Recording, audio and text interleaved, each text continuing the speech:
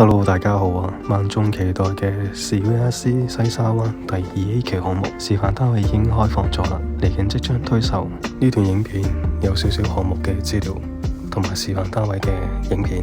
由新鴻基發展嘅 CVSC 2A 期項目，伙數咧係有727伙嘅，戶型嘅分佈咧就由1房至到3房，另外都有啲特色戶嘅。總面積係由299尺至到810平方尺。屋苑位於89小學校網、沙田區中學校網，預計關鍵日期就係2026年嘅9月30日。於今年開賣嘅第1期項目，最近已經陸續收樓，而屋苑嘅會所呢，亦都開始開放俾住客使用。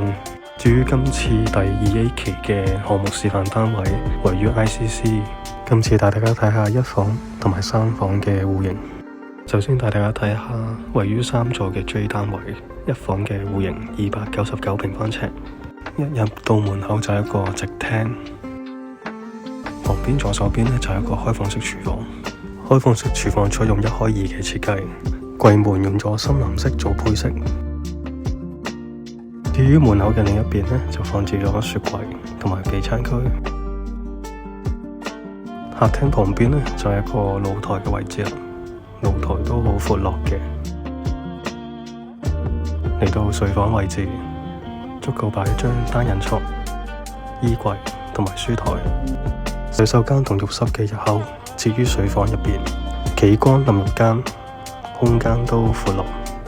跟住落嚟就係位於3座嘅 A 單位，3房1套再加工人套嘅單位，實用面積係有700平方尺。呢個單位適合有工人姐姐嘅大家庭，露台都係闊落。廚房嘅位置呢，喺門口嘅旁邊呢，有個緊廚嘅設計，相當之有空間感，唔會覺得好擠迫。而廚房旁邊呢，就有一個工人套房。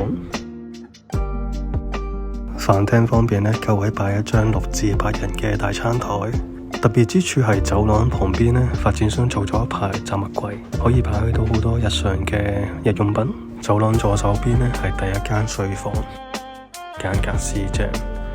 而旁邊呢，就係第2間睡房，見到房間嘅窗呢，都採用綠地嘅大玻璃，光線都係會相當之唔錯嘅。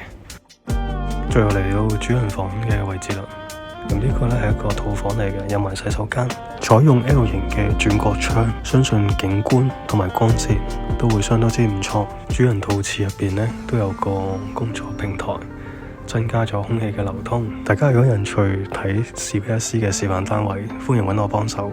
多謝你，拜拜。